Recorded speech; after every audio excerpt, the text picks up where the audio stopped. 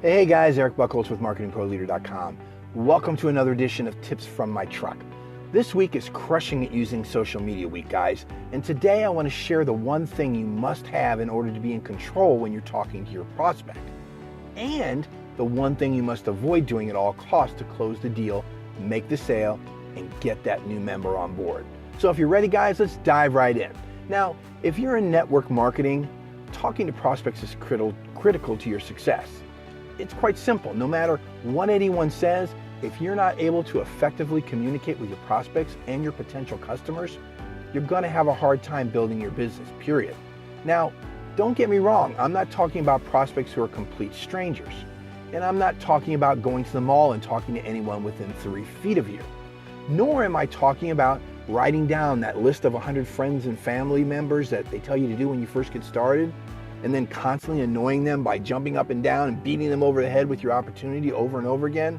It's not what I'm saying at all, guys. This is about how you follow up with your leads once you get them.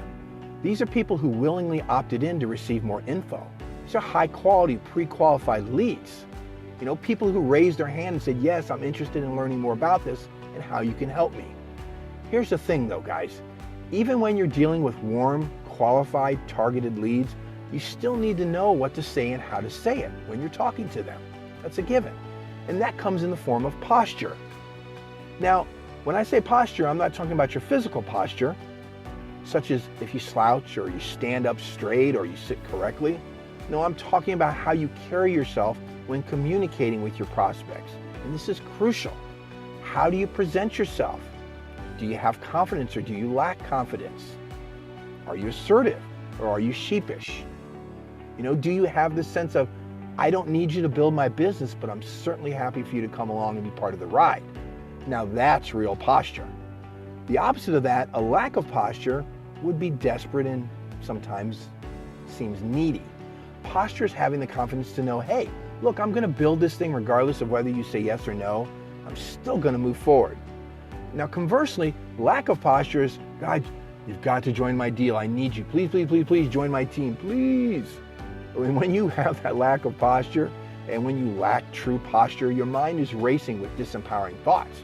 Drop me a comment down below, guys, if you've ever thought to yourself, oh, if I only could get this one person and they could recruit a bunch of people and I'll be set for life.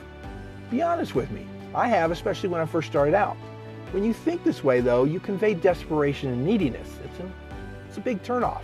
So the question becomes, how can you improve your posture? And it's a big question, guys, with many different facets. But there's one aspect of this that trips up people and it's so easy to remedy. It's all about how you're asking the questions. Let's start with a biggie, for instance. The biggest mistake you can make when talking to your prospects is simply asking yes or no questions. Yeah, yes or no.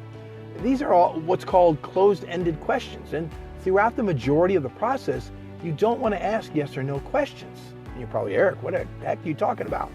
Well, you always want to ask open-ended questions. Now, let me illustrate this. Let me give some examples of closed-ended yes or no questions. I think that'll help us out here.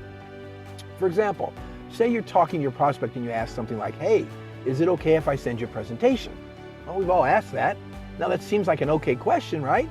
However, you're giving them the choice of answering with either a yes or a no, right? They could say yes, please send me the presentation, or they could say no thanks, not interested, gotta run. Now, sure, you hope they're going to say yes every time, but you're giving them the option of also saying no. Thus, you're opening yourself up to a no, and you never want to do that. Another example of a yes or no question is something like, hey, you have a lot of great questions. Is it okay if I set up a 3-way call with my upline to get your questions answered? Again, this is a yes or no, right? They could say, yeah, that's okay, it sounds great, or no, I don't have time for that. Sorry, gotta go. And if they say no, again, you've painted yourself into a corner, and then you're stuck without many options. Now, another example I see all the time is something like, hey, is it okay if I follow up with you next week? And we've all done that. Again, they could say no, again, and then you're left scratching your head wondering why you're not signing anybody up. Drop me a cool emoji down below, guys, if you've ever found yourself asking yes or no questions. We've all done it. It's okay to admit it. It's okay. It's nothing to be embarrassed about or ashamed of. 95% of the people that come into network marketing, direct sales, or affiliate marketing have had no previous sales experience whatsoever and just don't know what to do in these situations. And we all do it when we're first starting out. So here's what you need to do. Instead of asking close-ended yes or no questions, you need to start asking open-ended this or that questions.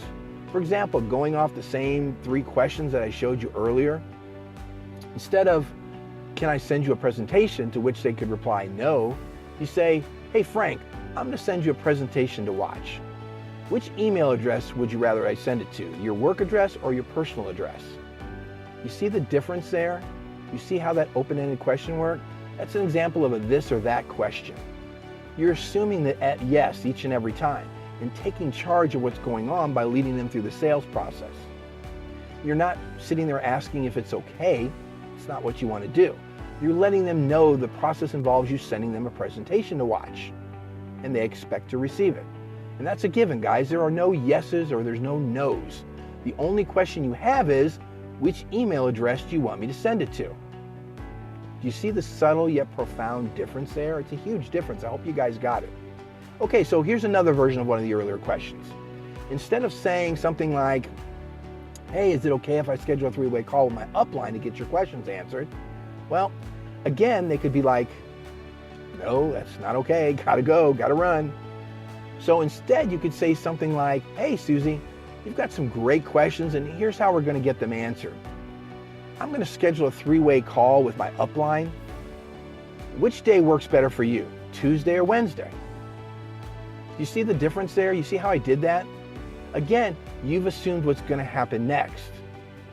You're already putting them smack dab into the next step of the sales process without them even knowing it. You're kind of like a tour guide. You're guiding them through the recruiting process. You're not like, hey, is this okay with you? It's not what you want to do, because you're, again, coming across sheepish and desperate. You're not asking permission to take them to the next step. You're, in fact, leading them through the process. And in the above example, the only question you're asking is what day works better for you, Tuesday or Wednesday? And if they say Wednesday, then you can say something like, great, which is better, morning or afternoon? You see how that works? Again, you see the difference? It's powerful stuff, guys.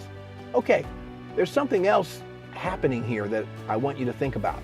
It's important to always give your prospects a choice, even if it's more of a false choice. But from their perspective, they're still making the decisions. The difference is now, though, they no longer have to answer simply yes or no. Instead, it's between their work email versus their personal email. It's between Tuesday or Wednesday. This is important because you're not coming across as an evil dictator who's commanding them against their free will. You're allowing the prospect to make up their own mind, which means they feel like they're still in control. And then control is a powerful emotion, guys. It really is. It's the most important aspect of this entire process. They're the one making the choices. But of course, the game is rigged in your favor and they don't realize that. And that's what's so critical here. You gave them the choices, but they chose, so they feel like they have the power. And you know what? This is not manipulative or unsavory or unethical or sleazy. This is called salesmanship. This is true posture. And it's what successful people do all the time, guys. To lead people through the sales process without sounding wimpy and meek. To be assertive and upfront and open and honest with them. You're not doing anything sketchy, tricky, or even deceitful. You're just clarifying what works best for your prospects. You're simply helping them out and moving them through the process with posture. So I want to leave you guys with one final thought. I want you to take action and implement what you've learned here today. It's really important to me, guys. I want you guys to be successful. And so the next time you're in a prospecting situation, use these tips, guys. They'll help you out. So there you have it, guys. How to be in control when you're talking to prospects. I hope you got value. If so, please comment, like, and share down below. Hit the share button. Get this out to as many people as you can. It'll help them out, I promise. If you want to learn more about how you can start crushing your business using social media, check out my new blog post. I'll drop a link in the comments below in a few minutes. I'll drop that link down below. Also, drop me a comment below with any comments or ideas or suggestions that you may have for future trainings, because I always want to be there serving you guys. It'll help me to improve and really get you guys a lot more value moving forward. So remember, guys, success is all about posture. Do you have any? I'm Eric Buchholz, guys. Thanks for watching. Have a great week. We'll see you next time. Bye-bye.